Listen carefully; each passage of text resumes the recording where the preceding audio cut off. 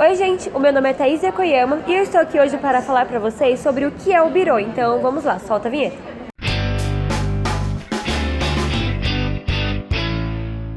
Bom, mas vocês devem estar me perguntando, o que é o birô? Para responder essa pergunta, nós temos que voltar lá no passado para contar essa história. Desde os tempos mais remotos, o ser humano tem a necessidade de se comunicar, e as pinturas rupestres foram os principais meios de comunicação daquela época. Em 1450, Gutenberg adaptou uma prensa de vinho utilizando uma prensa de madeira talhada para imprimir uma página de determinado texto. Em 1455, a Bíblia de Gutenberg, contendo 42 linhas, foi publicada, e esse fato é considerado o nascimento da imprensa. Mas você deve estar se perguntando, Thaís, o que é birô? Calma, que nós já vamos explicar.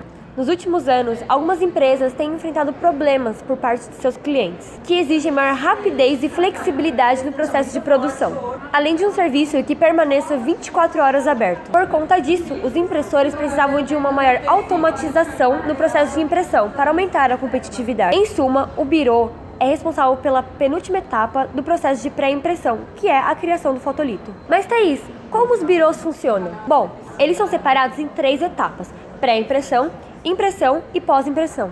O processo de pré-impressão fica em cargo da pessoa responsável pela criação da arte. Em sua maioria, são utilizados softwares como CorelDRAW, Illustrator e Photoshop. O Illustrator é mais voltado para a parte de ilustração e animação gráfica. Já o Corel é uma ferramenta pronta para impressão gráfica, onde o arquivo já pode ser enviado diretamente para as impressoras. Por último, mas não menos importante, nós temos o Photoshop, que ele é utilizado por publicitários para manipulação de imagem. Assim que o material fica pronto, ele é enviado para o birô ou CTP. Lá, eles preparam o arquivo da maneira correta para que eles possam ser impressos. Mas lá no CTP, o processo não é tão simples quanto as impressoras que nós temos em casa, que é só clicar o botão e já sai impresso. Lá o processo ele é bem mais extenso. Na etapa de impressão, nós temos 5 processos diferentes, que são os principais, mas existem vários outros, que são offset, serigrafia, flexografia, tampografia e o hot stamp, que também pode ser usado na pós-impressão.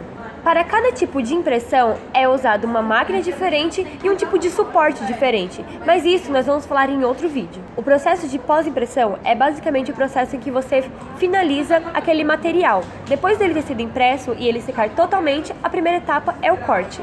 E depois disso vem vários outros acabamentos que nós vamos citar agora. Bom, nós temos a dobra, que são encontrados em panfletos, por exemplo. Temos o vinco, que pode ser encontrado em cardápios e em alguns tipos de etiquetas, por exemplo. Temos a serrilha, que são encontradas naqueles materiais destacáveis. Temos o furo, que também pode ser encontrado em etiquetas ou na encardenação. Temos o verniz localizado, quando ele é aplicado em apenas certa área do material.